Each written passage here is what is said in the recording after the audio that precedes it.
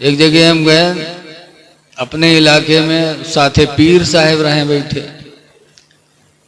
तो पीर साहब में बहुत बढ़िया बढ़िया बोटी बेचारा दिए, हम लोग उनका दिए, तो हम लोग तो खाए लिया गए। पीर साहब एक बोटी खाई न, बाकी सब छोड़ दिए, इन ले जाएगा तुम लोग खाए लिए। हम बहुत ध्यान से देखा करें कि देखी खाते हैं कि नहीं खाते, और लड़के के नाली में फेंका दिए, डारिया। बताइए, आज हमारा जूठा हमारा मुरीद खाने के लिए तैयार नहीं।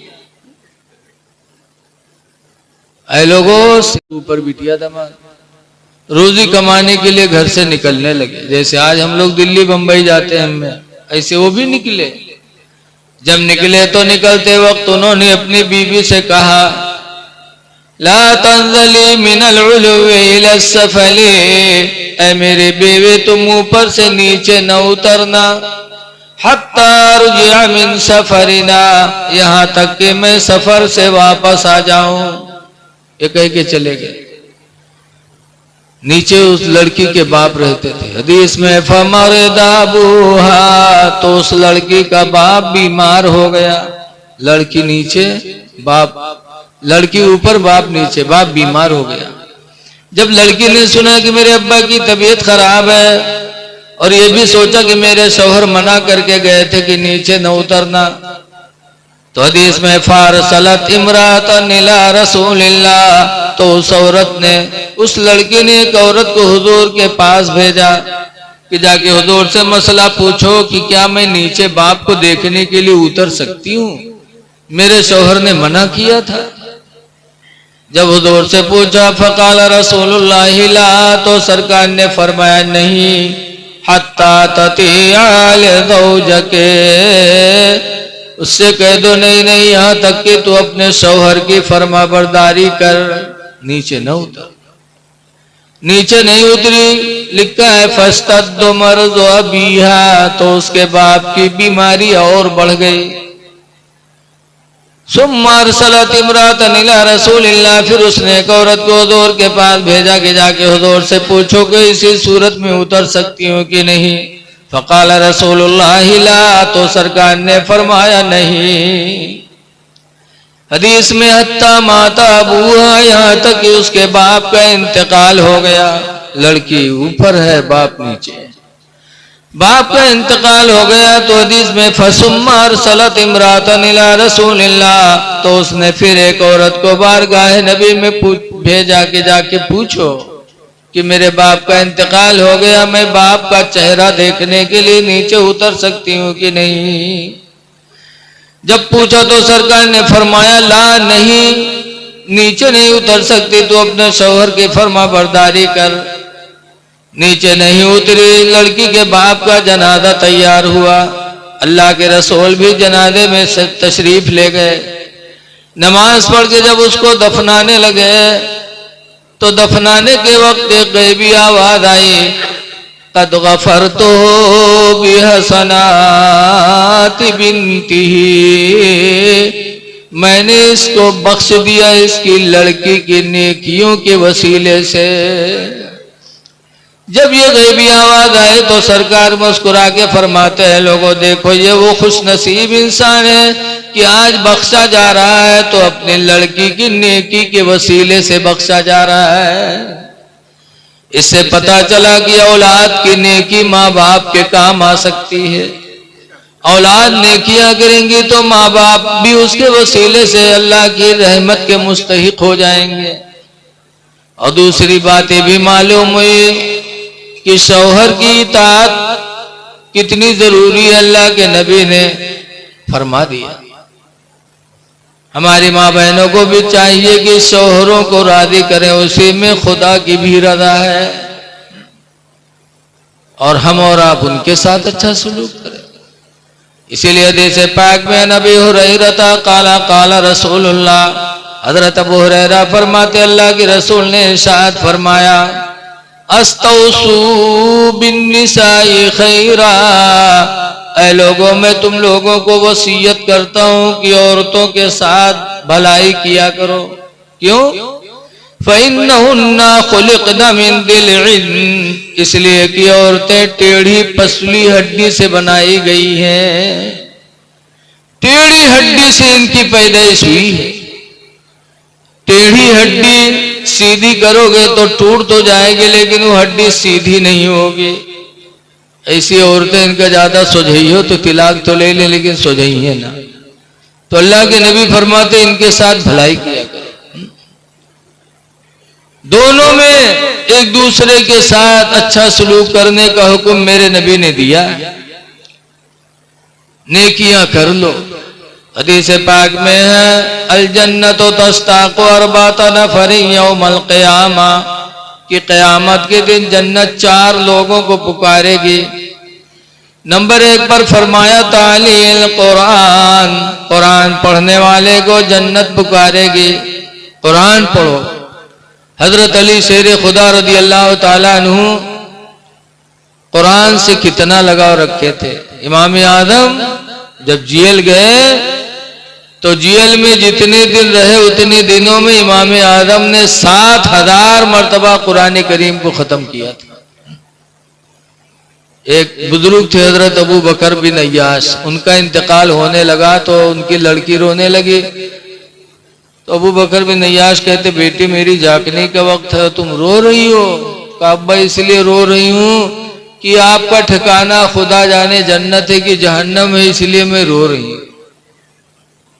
कि अल्लाह आपको जन्नत दे कि जहन्नम दे, इसलिए मैं रो रही हूं। आपका ठिकाना मुझे पता नहीं। तो अबू बकर बिन अय्याश कहते बेटे जिस कमरे में मेरी जागने का वक्त है, इस कमरे के अंदर अल्हम्दुलिल्लाह 24,000 मरतबा मैंने कुरान करीम खत्म किया है। अल्लाह की रहमत से उम्मीद है कि अल्लाह मेरा ठिकाना जन्नत बनाएगा। तो हमारे बुजुर्गों ने कुरान से इतना लगाव किया, एक एक कमरे में 24,000 मरतबा कुरान पढ़ा। और आज हम मुसलमान हो गए कि साल गुजर जाता हम कुरान नहीं खत्म कर पाते। कुरान की तिलावत करो, तिलावत कुरान से घरों में बरकत होती है। दूसरे नंबर पर फरमाया वहाफिज़िल लिसान, जबान की हिफाजत करने वाले को कयामत के दिन जन्नत पुकारेगी। इसलिए अपनी जबान बचाओ, किसी की गीबत न करो, किसी की चुगली न खाओ। कुरान में ला यग़्तब बअदुकुम बअदा, तुम में का कोई किसी की गीबत न करे। अयवद्दु अहदुकुम अन याकुला लहमा अखीहि मैता, क्या तुम में का कोई चाहता है कि अपने मुर्दार भाई का गोश्त खाए। इसलिए जबान को बचाने की कोशिश करो, झूठ से बचाओ। लिखा है कि 2 चीजें ऐसी हैं जो इंसान की रोजी को खा जाती हैं, इंसान मुहताज हो जाता है। वो 2 चीजें कौन है? एक तो झूठ और दूसरा ज़िना। झूठ और ज़िना ये दोनों चीजें इंसान की रोजी को खा जाती है, इसलिए जबान बचाने की कोशिश करो। तीसरे नंबर पर फरमाया व मुतइमिल जियान, भूखों को खाना खिलाने वाला।